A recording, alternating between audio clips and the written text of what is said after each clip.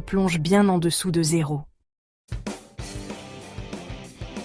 Dans le monde miniature qui grouille sous nos pieds, les fourmis mènent une existence régie par la coopération et un labeur incessant. Individuellement, elles peuvent sembler insignifiantes, mais leur force collective est prodigieuse. Et même seule, une fourmi est un titan de puissance. En effet, certaines fourmis peuvent porter jusqu'à 50 fois leur propre poids. Pour mettre cela en perspective, c'est comme si un être humain moyen soulevait plusieurs voitures. Cette force extraordinaire n'est pas due à des muscles surdéveloppés, mais à la physique même de leur petite taille. Le rapport entre leur surface et leur volume est la clé. En proportion, les muscles d'une fourmi sont beaucoup plus épais par rapport à sa masse corporelle que ceux d'un animal plus grand. Leurs exosquelettes légers en chitine et la structure de leur cou, incroyablement robuste, leur permettent de supporter des charges qui nous paraissent impossibles. On peut les observer, déterminées, transportant des feuilles, des graines ou même d'autres insectes bien plus gros qu'elles.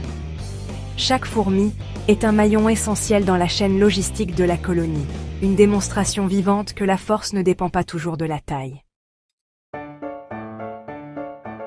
Dans les prairies et les pâturages, les chevaux semblent être des créatures toujours alertes, prêtes à fuir au moindre signe de danger.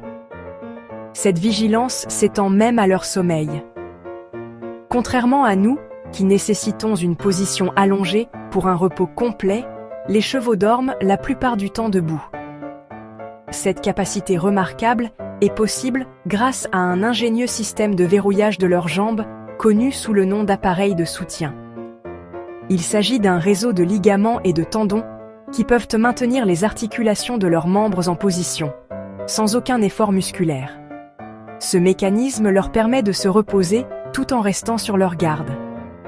Si un prédateur approche, ils n'ont pas besoin de perdre de précieuses secondes à se relever. Ils sont déjà prêts à galoper pour leur survie. Cependant, ce sommeil debout ne leur permet d'atteindre que des phases de sommeil léger. Pour le sommeil paradoxal, essentiel à leur bien-être, ils doivent tout de même se coucher. Mais ils ne le font que pour de courtes périodes, et seulement lorsqu'ils se sentent en parfaite sécurité, souvent entourés par d'autres membres du troupeau qui montent la garde. C'est un compromis fascinant entre le besoin de repos et l'impératif de survie.